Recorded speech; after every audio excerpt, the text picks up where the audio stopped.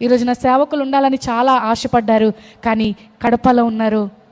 అన్నారు, అమ్మ నువ్వు ఒకవేళ రావడం అవ్వకపోతే కనుక నేను ఖచ్చితంగా ట్రైన్ పట్టుకొని మరి ఉదయానికి ఇక్కడ రీచ్ అవుతారట.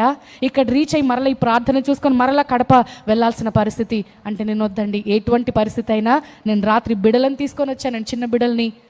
అర్ధరాత్రులు ఆ పెద్ద పెద్ద వెహికల్స్ అమ్మో, ఆ యొక్క వాటిని ఏమంటారు, టిప్పర్సా, లారీలు, పెద్ద పెద్ద వెహికల్స్ వెళ్తున్నప్పుడు మరి ఒక యాక్సిడెంట్ కూడా నేను చూశాను. చాలా భయం వేసింది. కానీ ప్రభు, చిన్న బిడ్డలతో ప్రయాణం చేస్తున్నాను, నీ కాపుదలు ఇవ్వయ్యా, రేపు నీ సన్నిధిలో నిలబడి వాక్యం చెప్పాలి, నడిపించు ప్రభు అని మనసులోనే ప్రార్థన చేసుకుంటూ రీచ్ అయ్యాము.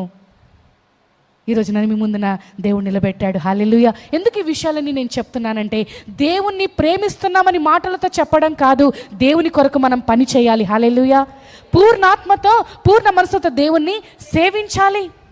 అంటే దేవుని పని మనం చేయాలి, దేవుణ్ణి పోలి నడుచుకోవాలి, దేవుని మార్గదర్శకత్వంలో మనము ముందుకు వెళ్ళాలి. ప్రియ దేవుని బిడ్డలారా, అదే సేవించడం అంటే.